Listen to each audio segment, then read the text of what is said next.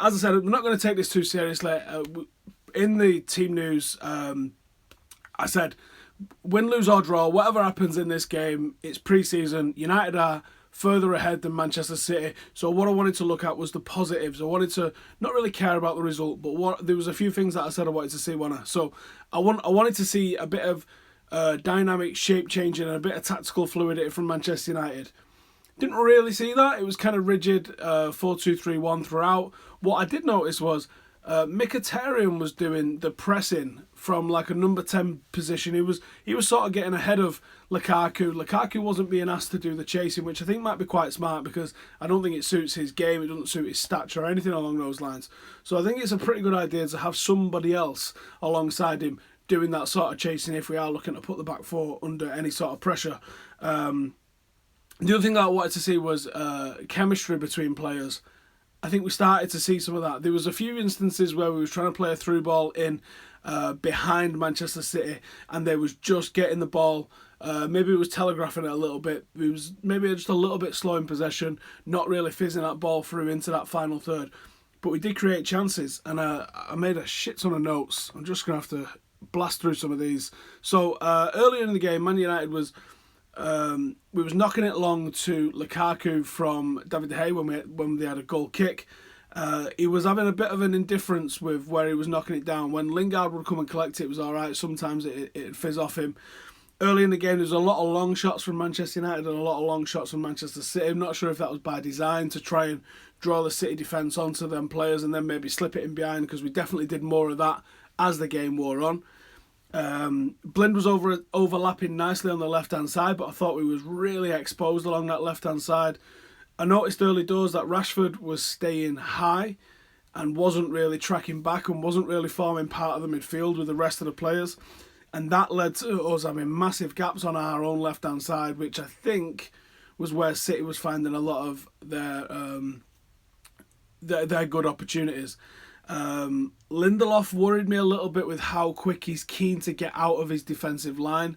So because we lacked the real manpower in midfield, the two-man midfield of Pogba and Herrera doesn't fill me with confidence, especially when you see the gaps that was opening up either side of him. It was okay in the middle, but the gaps either side of him was kind of crazy. So I think Lindelof was keen to get out of the line to try and stop attacks before they really started.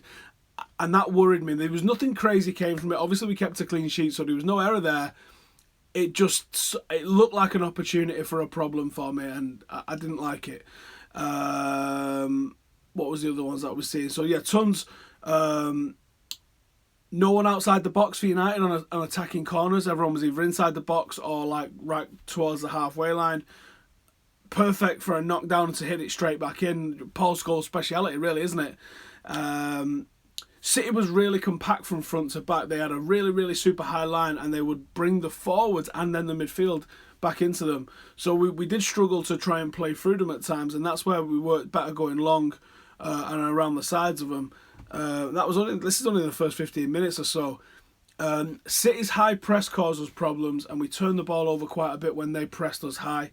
But there was some good play, especially in the last third of the game, second half. There was some really good one-touch football from Pogba and Herrera and Baye, where we just took the piss out of them. City didn't want to know. City changed by then, at that point at least anyway. City changed to a 4-5-1, and they just didn't want to know it, and it was mad.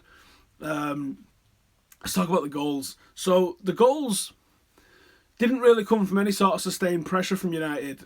It was quite a back and forth game. And then I think it was around, was it about a 30-minute mark? Yeah, it was around about a 30-minute mark, wasn't it? So Rashford and Lingard switched sides. And I'm sure City fans are going to say it's because Walker had Rashford in his pocket. Walker was doing well against Rashford. He was matching him for pace.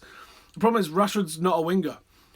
So he can do limited things with the ball when he's on the wing. And because he's predominantly right-footed, he always looks to cut inside. And I think Walker had his number in that sense. So when he switched and went onto the other side, it just opened up our play a little bit. We've still sort of shifted over to the right a little bit more than being central. But he opened up our play nice. And it was a great ball over the top for Lukaku. And he went for it. Made the keeper bottle it a little bit, I think, as well. Knocks it past him and hits it at the most angriest of angles. Puts it in. What a finish that was. And then obviously Marcus Rashford's goal, 4-pronged attack, 4 people going for it on a counter-attack. Mkhitaryan had a decision to make. He had this 2 or 3 times and he didn't make the right decision or didn't make the right ball every single opportunity. But the Rashford goal, he plays it into him nice. Rashford takes a touch and absolutely rockets it into the opposite side of the goal. Fantastic goal, and effectively killed the tie as a game, as a contest, just before half-time. Absolutely killer.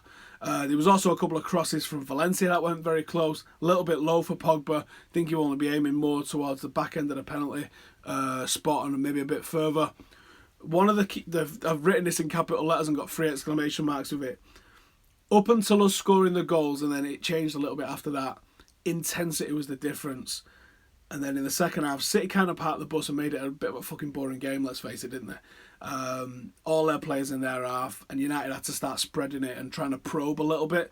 But really impressed. And I think it's almost universal. I think man of the match today, Paul Pogba, strutting around the place like the absolute don that he is. So big up Paul Pogba for that. My man of the match. Who do you guys reckon? Any comments, questions, queries, or anything like that? Get them in, and we'll answer them. Jones finishing so shit. There you go. Walker had Rashford on toast. No, I disagree on that, in all honesty.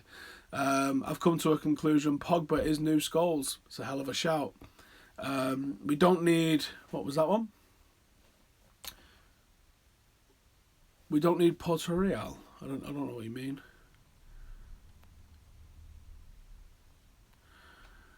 Rashford is class, Mbappe is overhyped. City build-up play is tedious. City actually didn't do their usual build-up play today. I noticed that they was quite direct when they got the ball. They was moving it from back to front really fast. They was moving it...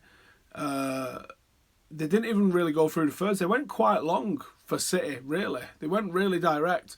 They really hit us on the counter a couple of times with some super direct play. And that was testing for us, in all honesty. Someone says I look tired. Well, I've been up 22 hours, so I am tired. Don't worry about it.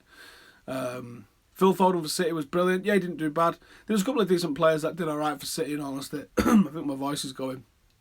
So I'm going to have to go pretty soon because I've still got Facebook and Instagram to do. Lukaku deserved a second. Yeah, oh my God. I don't know if the post is going to be pressing charges against him, but he absolutely walloped it, didn't he? Yeah, all of those doubters for Lukaku. United go 3-3 as well, actually. Totally forgot about that now. United have gone 3 for 3 in pre-season. Doesn't necessarily mean anything, but winning's a habit, and I'd rather be in the habit of winning than be in the habit of losing. So I'm going to wrap it up there because I think my voice is going, and I'm going to head over to Facebook if you want to continue the conversation. I'll see you over there.